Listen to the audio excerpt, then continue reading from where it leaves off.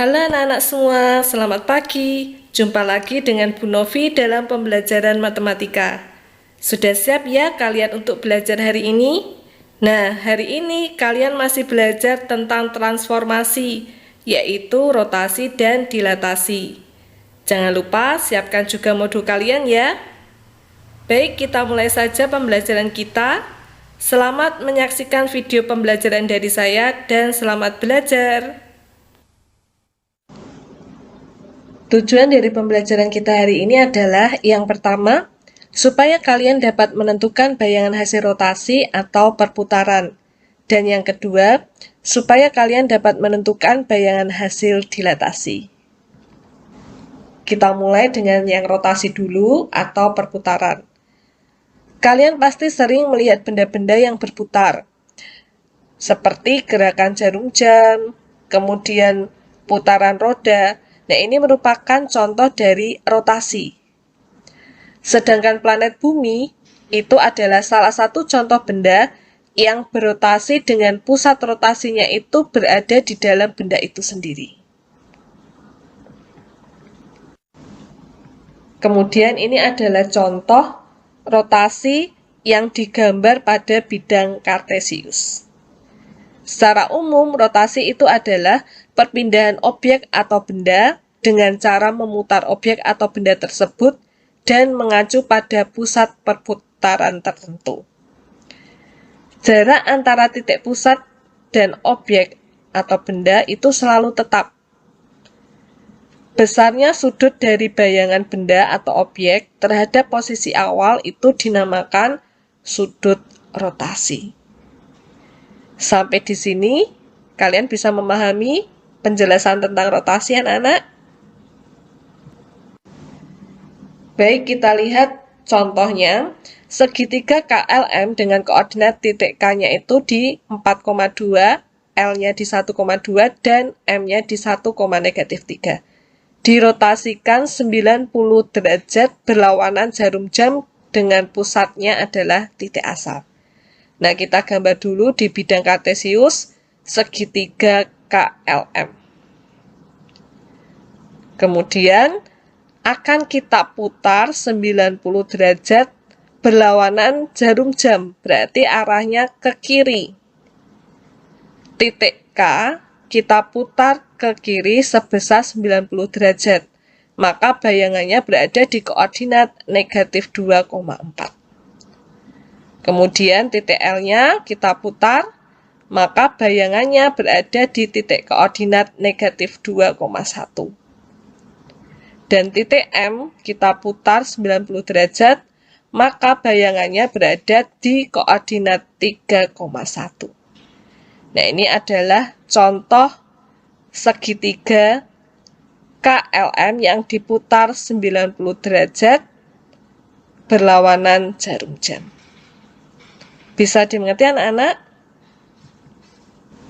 Kemudian contoh yang kedua ini adalah bangun trapesium yang diputar 180 derajat searah jarum jam. Jadi berputarnya ke kanan. Sampai di sini bisa dipahami ya. Suatu rotasi itu ditentukan oleh pusat rotasi dan arah rotasi. Seperti contoh yang sudah saya jelaskan tadi, hasil rotasi atau perputaran secara matematis itu ada dua jenis. Yang pertama, berlawanan dengan perputaran jarum jam. Jadi jika arahnya rotasi itu berlawanan dengan jarum jam, maka sudut rotasinya itu adalah positif. Jika diketahui sembarang titik, misalnya titik A dengan koordinat X, Y, dirotasikan sebesar 90 derajat, maka hasil bayangan titik A-nya itu koordinatnya menjadi negatif Y, X. Jika dirotasikan sebesar 180 derajat, maka hasil bayangan titik A-nya koordinatnya berada di negatif X, negatif Y. Jika dirotasikan sebesar 270 derajat, maka hasil bayangan titik A-nya koordinatnya berada di Y, negatif X. Dan jika dirotasikan sebesar 360 derajat, maka hasil bayangan titik A-nya itu berada di koordinat X, Y. Sampai di sini bisa dipahami anak-anak? Baik, kita lanjutkan. Jika perputaran rotasinya itu searah jarum jam, maka sudut rotasinya itu negatif. Untuk rotasi negatif 90 derajat, hasil bayangan titiknya itu sama dengan hasil bayangan pada rotasi 270 derajat, yaitu di Y, negatif X. Sedangkan rotasi negatif 180 derajat, hasil bayangannya itu nanti sama seperti hasil bayangan dari rotasi 180 derajat, yaitu di koordinat negatif X, negatif Y. Dan rotasi negatif 270 derajat itu hasil bayangan titiknya sama seperti hasil bayangan dari rotasi 90 derajat, yaitu di koordinat negatif Y, X. Bisa dimengerti ya anak-anak? Supaya lebih jelas lagi, kita lihat contohnya, kalian juga bisa melengkapi modul kalian. Contoh yang pertama, tentukan bayangan dari titik-titik berikut jika dirotasikan sebesar 180 derajat. Yang A titik M, yaitu negatif 1,4. Nah, ini kita rotasikan sebesar 180 derajat, maka tadi bayangannya titik koordinatnya berada di mana? Iya, negatif X, negatif Y. Maka bayangan titik M-nya itu berada di 1, negatif 4. Bagaimana anak-anak? Mudah ya? Kemudian yang B, titik N, yaitu koordinat 2, negatif 11. Kita rotasikan sebesar 180 derajat. Maka hasil bayangannya adalah betul, negatif 2,11. Kita lanjutkan contoh yang kedua. Tentukan bayangan dari titik K, yaitu negatif 6, negatif 4, jika dirotasikan 90 derajat searah jarum jam. Kemudian dicerminkan terhadap titik asal. Nah, ini rotasinya searah jarum jam, maka besarnya adalah negatif 90 derajat. Harus diperhatikan dengan baik. Nah, kita cari dulu jika kita rotasikan dengan negatif 90 derajat. Berarti tadi hasil rotasinya, hasil bayangannya itu sama seperti rotasi berapa? Iya, rotasi 270 derajat. Hasil bayangannya di Y, negatif X. Maka ini bayangan titik K-nya yang pertama adalah di negatif 4,6. Kemudian dari bayangan pertama ini kita lanjutkan, kita cerminkan terhadap titik asal. Nah, kalian masih ingat tidak materi yang lalu tentang pencerminan? Kalau dicerminkan terhadap titik asal, maka koordinat bayangannya menjadi, masih ingat kalian? Iya, betul, menjadi negatif X, negatif Y. Maka di sini bayangan titik K yang pertama, yaitu negatif 4,6, kita cerminkan terhadap titik asal, maka bayangan yang kedua menjadi 4, negatif 6. Bagaimana anak-anak? Mudah dipahami ya? Nah, untuk contoh-contoh yang lain, kalian bisa melihat di modul kalian. Di sana juga sudah saya berikan pembahasannya. Baik, anak-anak, kita lanjutkan transformasi yang keempat, yaitu dilatasi. Pernahkah kalian melihat bayangan pohon saat terkena sinar matahari? Atau mungkin juga melihat bayangan kalian sendiri?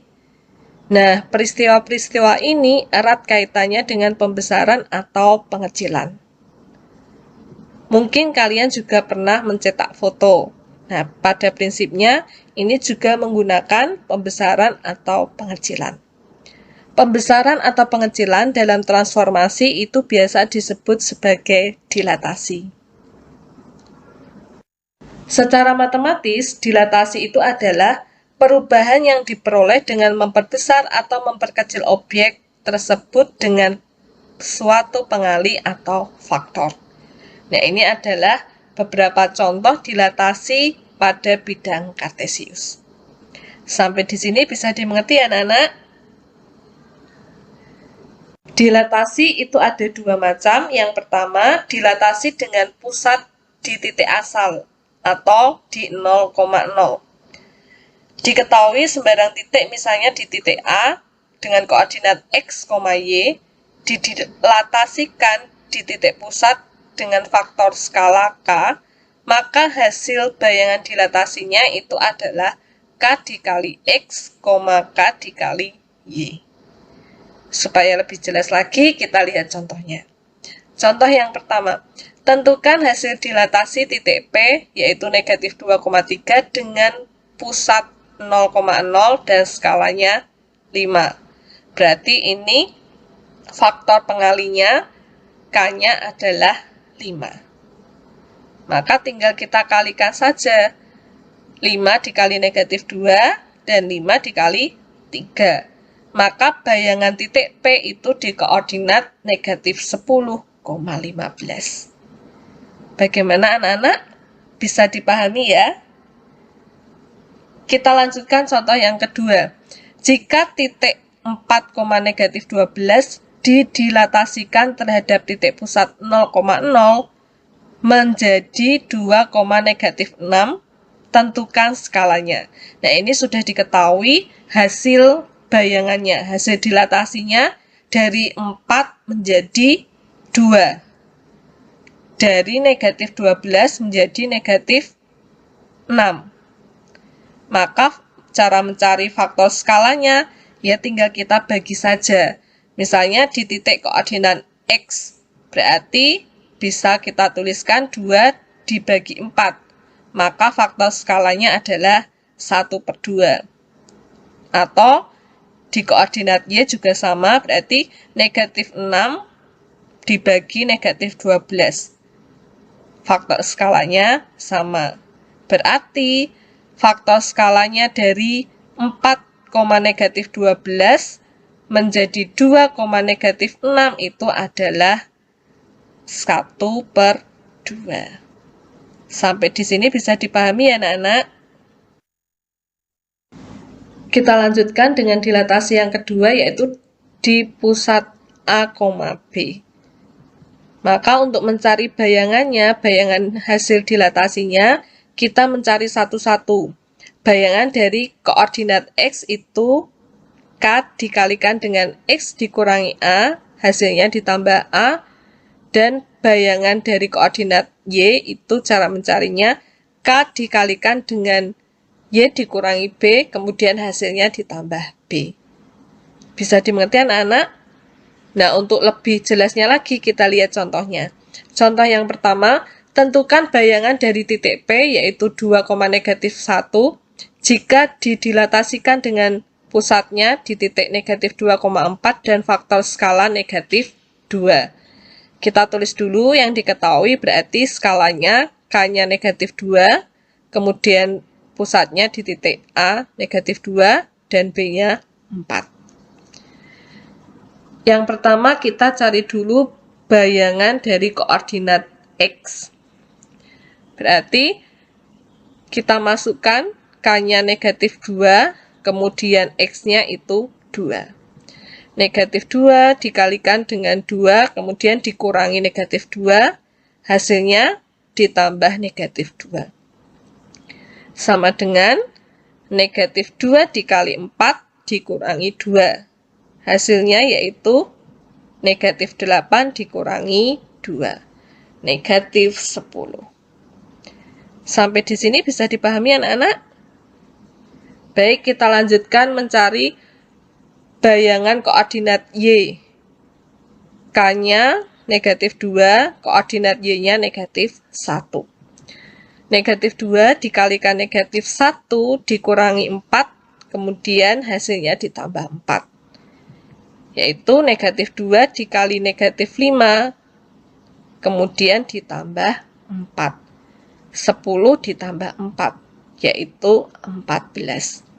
Maka bayangan dari titik P adalah negatif 10,14. Bisa dipahami ya? Kita lanjutkan contoh yang kedua.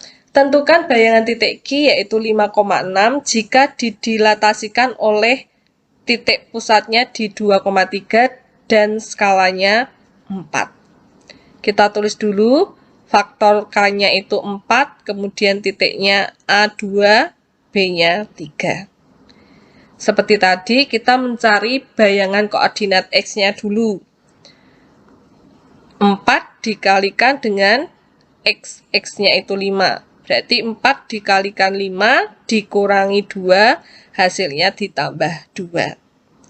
4 dikali 3, kemudian ditambah 2. 12 ditambah 2, hasilnya 14. Kemudian bayangan koordinat Y-nya, berarti 4 dikalikan koordinat Y-nya adalah 6. 4 dikali 6 dikurangi 3, hasilnya ditambah 3. 4 dikali 3 ditambah 3. Hasilnya 12 ditambah 3, yaitu 15. Maka bayangan titik Q-nya berada di koordinat 14,15. Bagaimana anak-anak? Mudah ya? Baik anak-anak, saya rasa pembelajaran kita hari ini sampai di sini dulu ya. Jadi hari ini kalian sudah belajar tentang transformasi, rotasi, dan dilatasi. Nah, bagi kalian yang mungkin masih bingung dengan materi ini, bisa langsung bertanya kepada saya. Seperti biasa, kalian nanti bisa mengerjakan tugas yang ada di Google Classroom. Kerjakan dengan baik dan dikumpulkan tepat waktu. Sampai jumpa di pembelajaran berikutnya nanti. Tetap semangat, selalu ceria. Tuhan Yesus memberkati kalian semua. Ingat, patuhi, dan jadikan kebiasaan.